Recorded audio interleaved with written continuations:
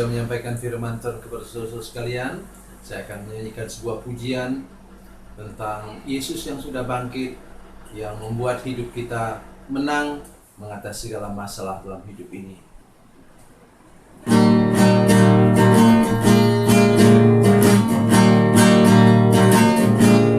Di hari Minggu pagi yang ceria, Yesus bangkit kalahkan maut. Dosa dan kegelapan sudah takluk semua. Yesus sudah bangkit dan menang. Kubur yang kosong itu tanda Dia menang. Yesus memang luar biasa. Semua yang percaya kepada kuasa-Nya pasti hidup dan menang. Para wanita datang ke kubur itu, tak temukan Yesus yang mati. Dia hidup, Dia bangkit dan menang selamanya. Haleluya, Dia sudah menang. Kubur yang kosong itu tanda Dia menang. Yesus memang luar biasa. Semua yang percaya kepada kuasa-Nya pasti hidup dan menang.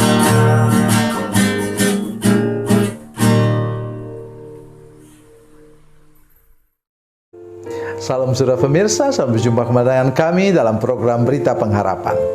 Saudara pemirsa, hari ini saya mengajak kita semua melihat bahwa urapan Roh Kudus itu membuat kita punya kekuatan yang luar biasa.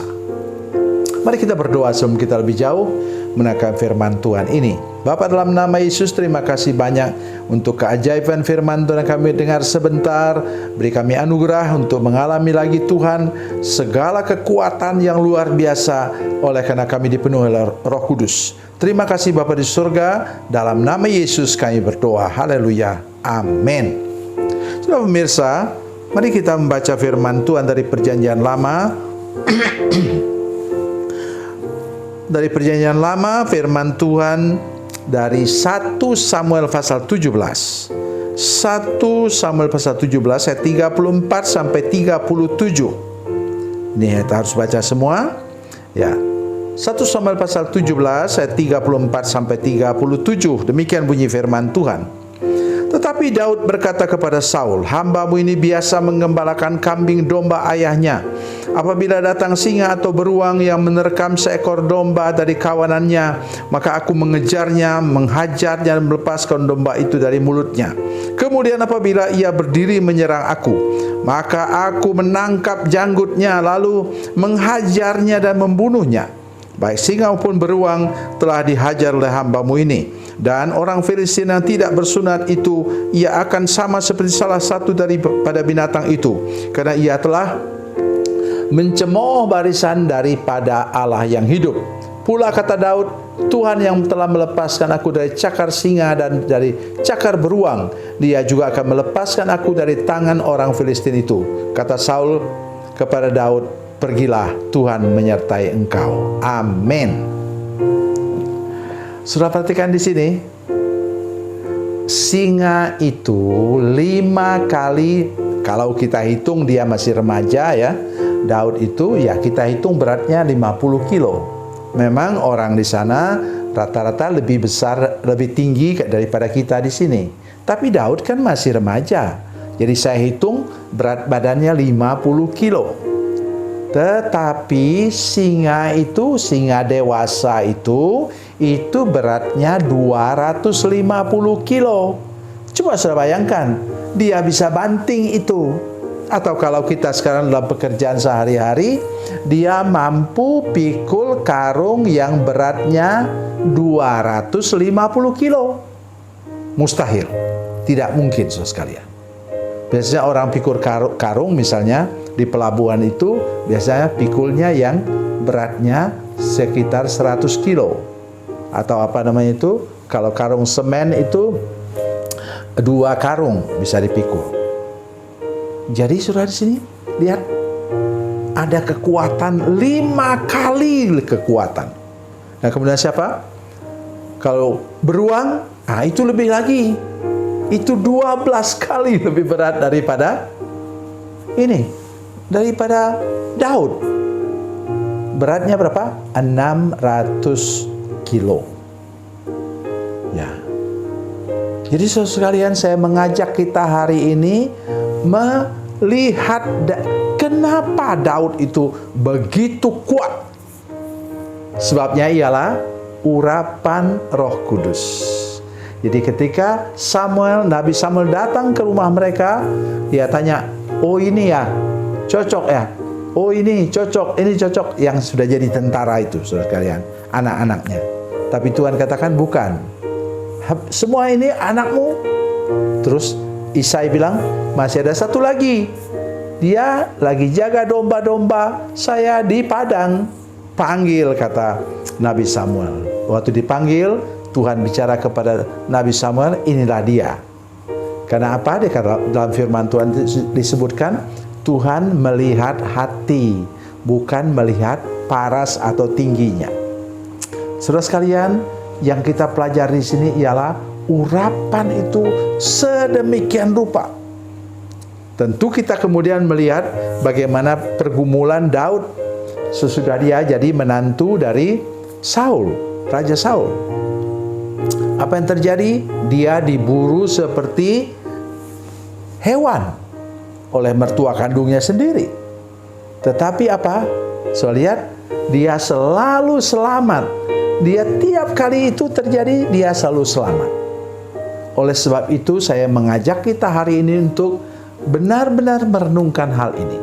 Dan nanti ini, yang bagian kedua, saudara lihat, saudara perhatikan apa yang saya katakan ini. Dalam ayat 11 disebutkan, saya ingin menolong kita semua. Dalam ayat 11 dikatakan, ketika Saul dan segenap orang Israel mendengar perkataan orang Filistin itu, maka cemaslah hati mereka dan sangat ketakutan. Mulai dari rajanya, panglima namanya Abner, panglimanya, sampai kepada tukang pikul, sampai tukang masak, mereka ketakutan semua, kata Alkitab. Sangat ketakutan. Mengapa? Mereka tidak mengandalkan kuasa Roh Kudus. Kemudian mari kita perhatikan, kemudian ini yang luar biasa terjadi. Ayat yang ke-52, saya paling suka ini. Maka bangkitlah orang-orang Israel dan Yehuda. Orang yang tadi ketakutan, melalui motivasi daripada Daud itu, yang menang melawan Goliat, saudara sekalian, maka bangkitlah mereka, bangkitlah orang-orang Israel dan Yehuda, mereka bersorak-sorak mengejar orang Filistin sampai dekat Gad, sampai pintu gerbang Ekron, dan orang-orang yang terbunuh dari orang Filistin bergelimpangan di jalan ke Saaraim sampai Gad dan sampai Ekron.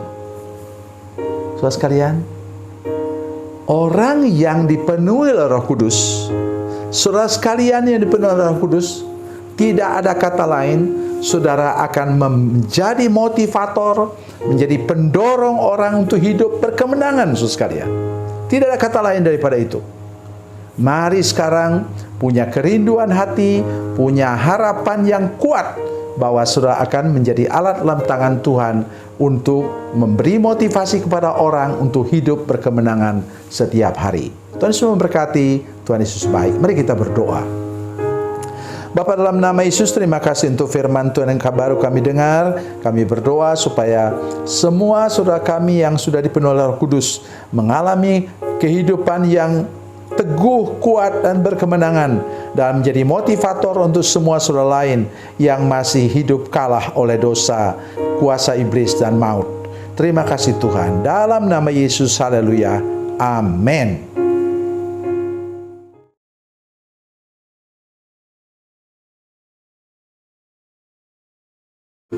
Salam saudara pemirsa, mengakhiri program ini, saya mohon kepada saudara-saudara pemirsa sekalian untuk bila saudara menyaksikan program ini melalui channel YouTube, maka tekan subscribe dan bunyikan lonceng.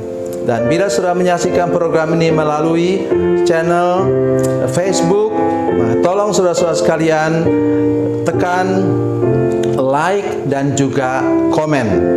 Dan demikian pula bila sudah menyaksikan program Makanan Bergizi hari ini yang tertulis, maka tekan yang sama juga, tekan like dan tekan komen. Dan tolong saudara-saudara sekalian untuk membagikan program ini, share program ini di channel saudara-saudara sekalian, supaya lebih banyak lagi orang diberkati melalui program ini. Tuhan Yesus memberkati, Tuhan Yesus baik.